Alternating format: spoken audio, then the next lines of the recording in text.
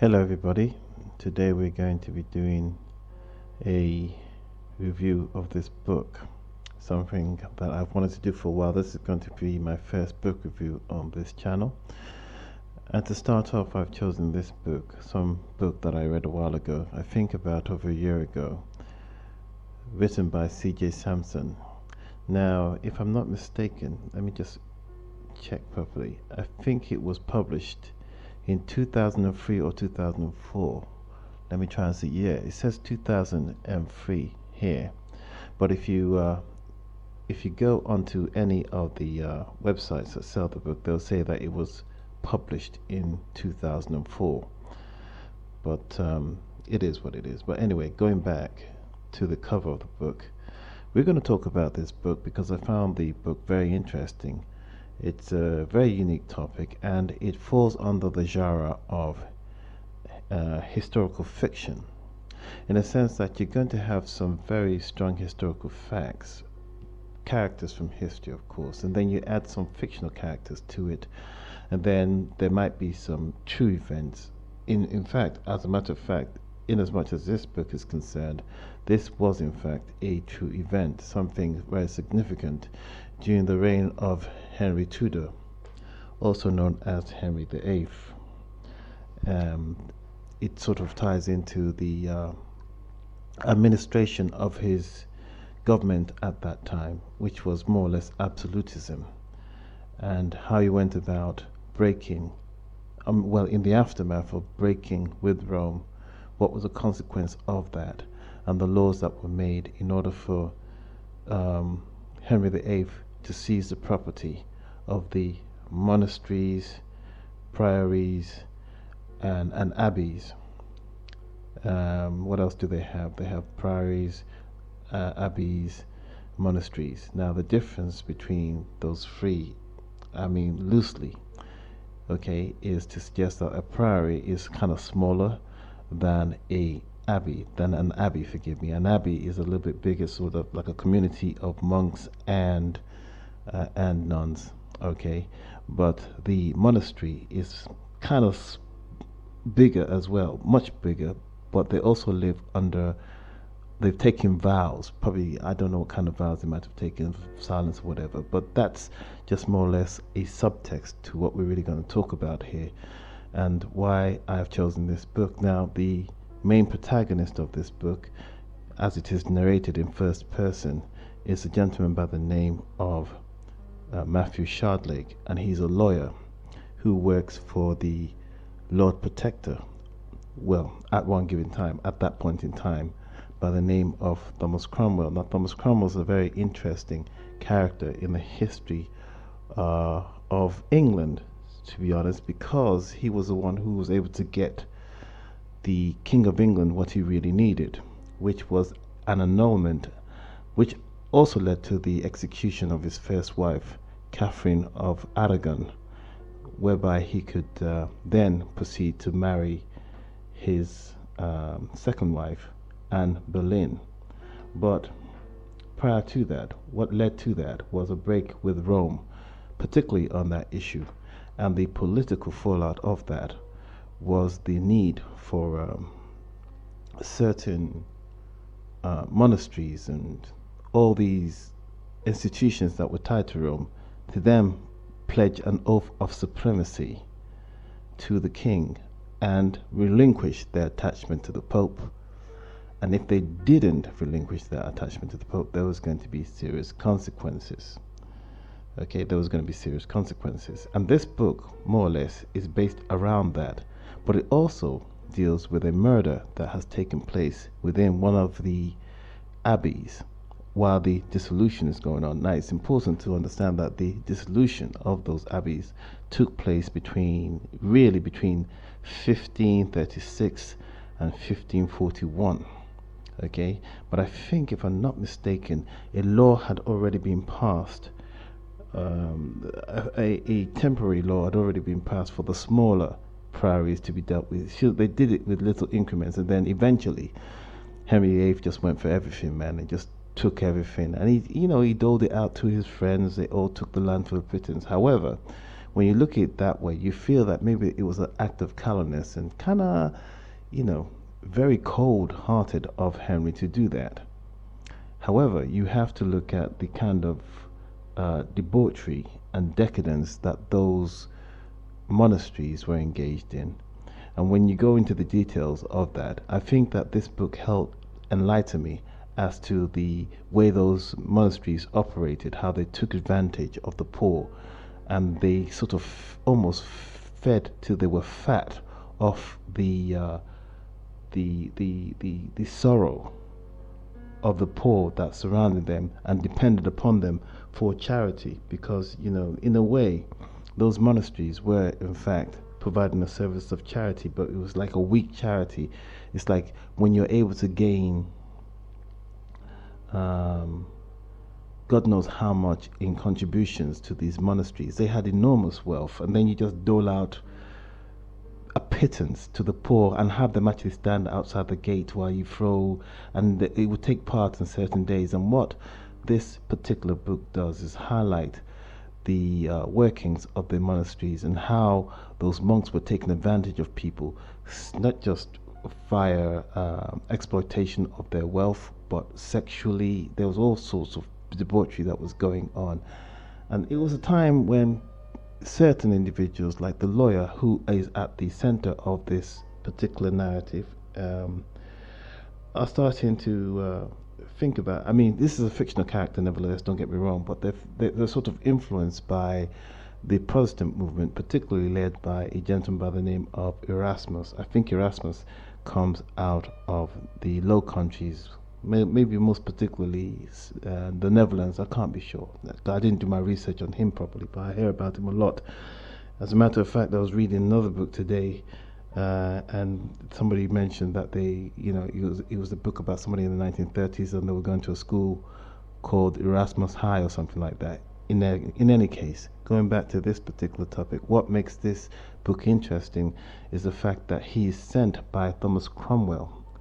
Matthew Shardlake is working for Thomas Cromwell. Now, Thomas Cromwell is a hard taskmaster. Thomas Cromwell will do anything to get results, and he's a social climber. And as a consequence of being a social climber, he is reviled by many in court, the aristocratic class, the upper class of society. But he has the ear of the king, because he was able to get something done that Cardinal Wolsey, is it Wolsey or Wolsey, forgive me, I keep on saying Wolsey, but Cardinal Wolsey could not get done. Cardinal Wolsey at that time was I think he was a Lord Chancellor for the king, but he was also the cardinal, the representative of the Pope in England, but he could not persuade the Pope to grant Henry VIII the permission to divorce his wife, and as a consequence of that, Henry VIII got rid of him, actually had him executed, and Thomas Cromwell was able to get it done. And the way Cromwell was going to get it done was to sort of concoct this story whereby, first of all, the king himself anyway, there was nothing Catherine of Aragon was going to be able to do. She was finished. So basically it was a case of whoever had the strong enough will to go along with a fabricated narrative to get rid of the woman, have her killed, and not feel any pang of conscience while doing it. And in doing that, there was a sort of combination of two people.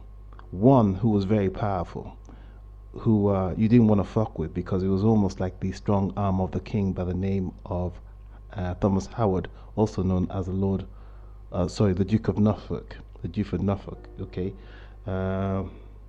And he's important to this story, but not necessarily in this story, but to the actual events that took place around that time, okay? Yeah. And they sort of combined together to get rid of Catherine of Aragon. Funnily enough, if you study history, you know that Anne Boleyn eventually also was killed, as was what's the name of it? I think Jane Howard, who became, I think, the third or fourth wife of Henry VIII, also got executed. Both Anne Boleyn and I think Jane Howard I believe that's her first name. Both of them were actually nieces of Thomas Howard, the Duke of Norfolk, and he sat in court and condemned both of those girls, even though he knew that it was just doing the bidding of the king. So he was, it is what it is. But going back, let's look at this particular book, okay, and why I find it interesting. So even if we were to start at chapter 1, now it's important. I have to give you a background of this guy here. The truth of this about this guy is that he's very, very smart. He's also a social climber himself. He's gone for the law, for the bar and for the law. He knows all the lawyers in London. You know what I mean? As you can see, he's situated in London, as stated there.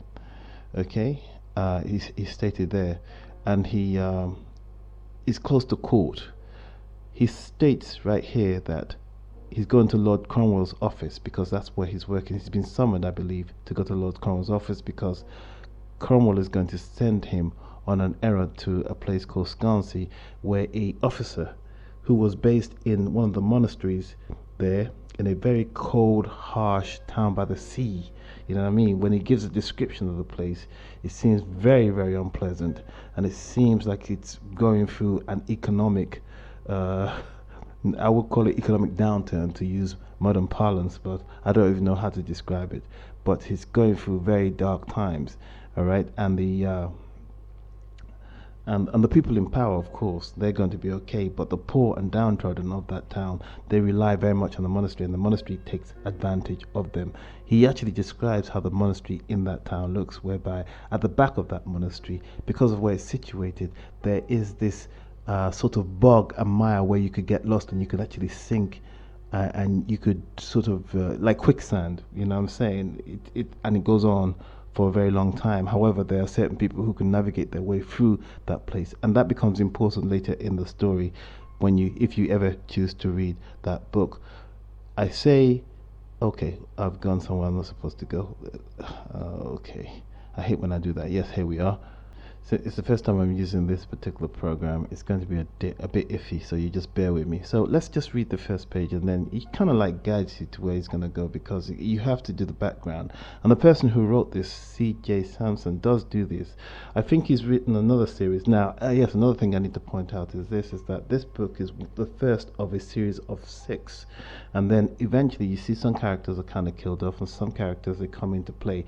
In this particular one, you come across a character who becomes a constant in some of the other novels, I believe. I've only read 2, and this is the first one. The second one after this is called Darkfire, and I've read that one as well. But if I was to read this, it says, I was down in Surrey on business for Lord Cromwell's office when the summons came, the lands of a dissolved monastery. So we're already getting into, oh, crying out loud. Why is it doing that? It keeps on, as soon as you touch it a little bit, it keeps on going back. Of the dissolved monastery had been awarded to a member of parliament. So you can see that there's a distribution of that land already taking place. Okay, you know what I'm saying? And it also gives you an idea of the laws that have been passed the year before, years earlier, that were taking away the smaller monasteries, the smaller priories, and then the abbeys, and then the monasteries. Okay, you know what I'm saying, and how that worked out. But anyway, the lands of a dissolved monastery had been awarded to a member of parliament whose support he needed, and see, that was sort of like a largesse, a bribe. You know what I'm saying? So Lord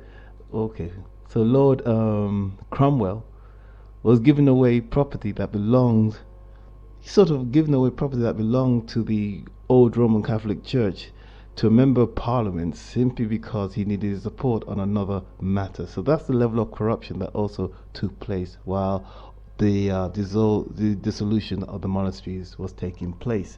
But as I said, you can't feel too sorry for those monasteries because of the kind of debauchery and exploitation. And when you read the book, you become kind of incensed when you get a sense of the kind of debauchery and sexual exploitation that was taking place in those places.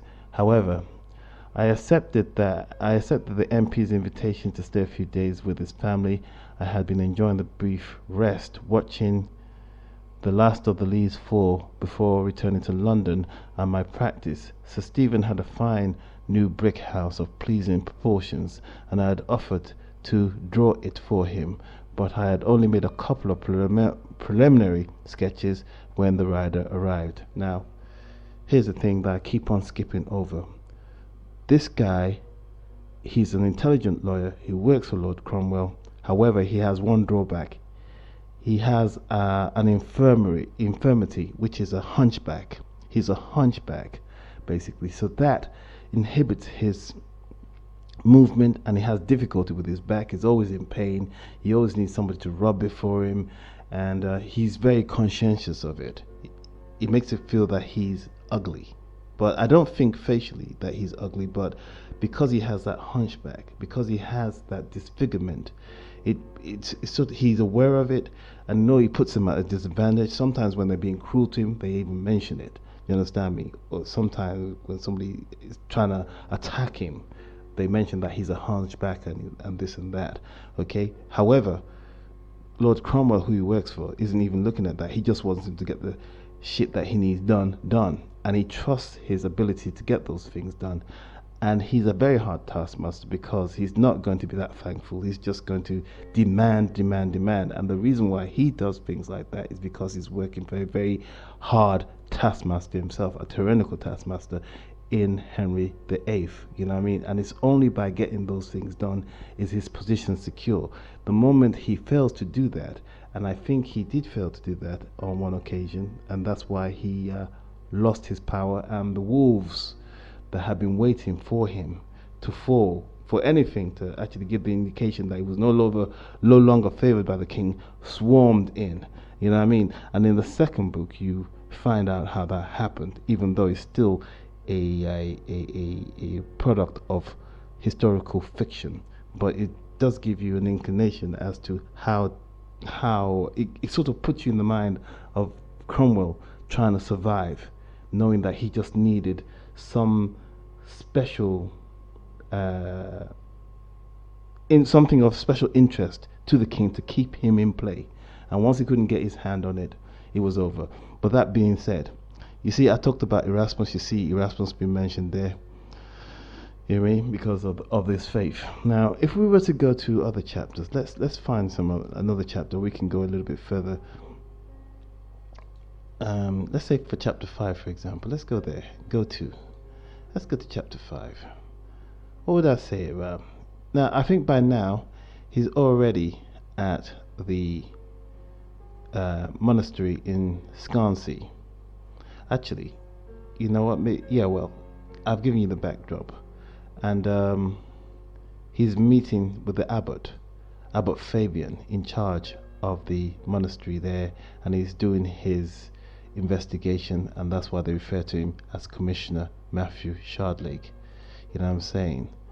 And he's not shy about using the authority of Thomas Cromwell, and Thomas Cromwell is revered and feared wherever his name is mentioned. Lord Privy Seal, you know what I mean? He's not a person to be fucked with while he had power, and they knew that he could be very, very cruel. So you get the sense that Matthew Shardlake throws that authority around himself, but not willy-nilly, not irresponsibly. Now, I have to go back a little bit, to be honest with you, because there's an important character that needs to also be mentioned. I have to go back to the contents of when. Maybe I'll be able to find his name coming up. I think I'll go back to chapter 1, because it's important that before I go any further, and I spent 19 minutes, that I try and find a character that's also going to play a role, an important role in this book, in as much as this narrative is concerned. Let's see. Okay. So this, I think he's going to meet Cromwell, and Cromwell's going to give him his. Where are we now? Page 19. Where are we? Page 19. He's got an old horse that he is very fond of. Eventually, by the anyway, I shan't get into that. Just in case you need to read it. Let me see. I'm trying to find the name of. I know the name of the guy. His name is Mark Power.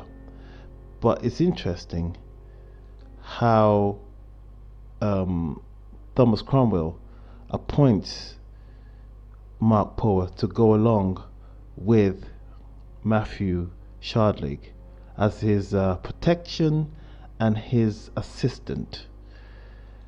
Because you see, the thing is, it's important that what we need to understand about Mark Power is that Mark Power is a young man who, via some dalliance and indiscretion at court, had been banished from court because he'd slept with one of the ladies he wasn't supposed to sleep with, which would give you the impression, that the guy was quite handsome. And there's actually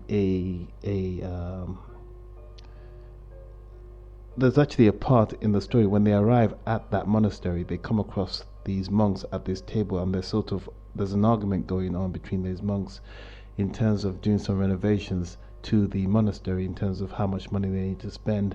And one of the monks there looks at this guy called Mark Power, and both the narrator, Matthew Shardlake, and Mark Power immediately sense that the guy is a homosexual because of the way he sort of blushes when he sees Mark Power, which would give you the impression that Mark Power was quite a strapping lad. Not only that, there is a young lady that they meet down there who's quite attractive and works in the infirmary of those for the monks, takes care of the poor and sickly monks there, and she's quite attractive. And Matthew Shardlake, as you can see here, actually pointed out that he's the sharpest hunchback in the courts. All right, that's one of his colleagues. As described him as that Matthew Shardlake, the sharpest hunchback in the courts of England. Okay, basically he likes her. He likes that same girl, but she's younger and she's more drawn towards Mark Power. But remember, Mark Power was sent with Matthew Shardlake specifically to assist Matthew Shardlake and as a way back into court. You know what I'm saying? If he was able to prove himself. So Matthew Shardlake is trying to tell him, like, listen, keep away from that girl. You know what I'm saying? And Matthew Shardlake, and then Mark Power is actually noticing, like, why are you telling me to keep away from that girl? It seems like you like her too. And he keeps on, the more that Matthew Shardlake is trying to keep him away from that girl, and the girl drawn to him, the more they are sort of resisting, combining together to resist the authority of Matthew Shardlake as he's carrying out his duties as a commissioner, and then eventually he rebels. You know what I'm saying? And that's an important part of the story as well. You know what I mean? So you need to read this book. I think it's a very good book. I recommend it because of the way it's able to sort of intermingle history with fiction, and a very good story. You know what I'm saying? And a very good story, and some action as well. As you can see, you've already got the talking of Anne Boleyn's execution.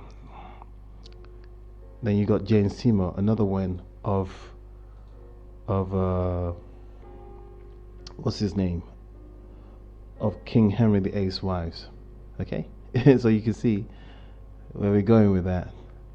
But I want to see whether I can see another character who's very important that later features in all those books, and his name is Brother Guy. Now, Brother Guy is a sort of Moroccan, North African type of guy who's an apothecary who works in the abbey, or the monastery, forgive me, of Scansey. And he's very, very good, but he's also a very honest, decent man. But he suffers from racism, you know what I'm saying, because he's a dark man. So there's always the reference to that. We don't trust him because he's dark. I don't want to talk to him because he, you know what I mean, the blackie and stuff like that. Until eventually, you know. But he keeps his cool. He deals with it, and because he's also converted to being a monk, he actually takes those principles very, very seriously. Takes those principles very, very seriously. Alongside having the knowledge of all these herbs and medicines, and being quite very, very, very good at his job. So he also comes under suspicion because of the person who got killed as to whether he had a hand in it. First, based upon the fact that he's a foreigner anyway, and then secondly because he knows all these things to do with medicine, and obviously some people will associate it with the fact that he's dark, that he might even be practicing the dark arts. So that's all I've got to say about this book right now. I think this is my first This is my first review of a book of any kind on social media. I've enjoyed it.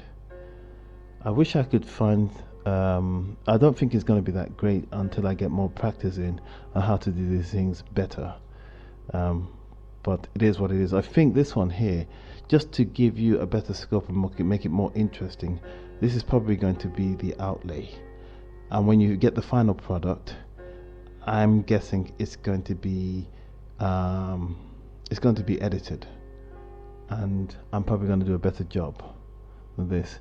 But anyway, let me see whether I can read some passage of it that you might find interesting.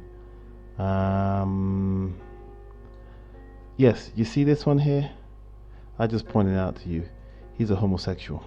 But anyway, that's what. Okay. All right. Let me see. Yeah, at the back of the monastery, there's a place I told you about, that bog and everything, and the smugglers use it. You know what I'm saying? The smugglers use it to smuggle things in from France. It's interesting, man. But the person I really want to point out to you is that dark gentleman. Okay, let me see. If I was to type in guy, would I find him? Some things are gonna come up. Yeah. See there, brother guy. So if I was to go here, brother guy, the infirmarian. So he's an apothecary, responsible for the monk's health, licensed to prescribe medicines. Let's go here. Let's read here. Let's see. The infirmarian, brother guy, the dark monk. He shuddered. He said there was an old brother sick in the infirmary, and he came to get milk from the kitchen. He has a key. He unlocked the outer door and then went up the little hall to the kitchen. When he opened the door and stepped into the pool of blood, he raised the alarm. Alright. Anyway, thank you very much for watching this video. This is more or less the direction I want to go in. I hope I can make some success of it. Better than the boxing videos anyway, because it's going to be a lot more fun. For me anyway. Thank you and goodbye.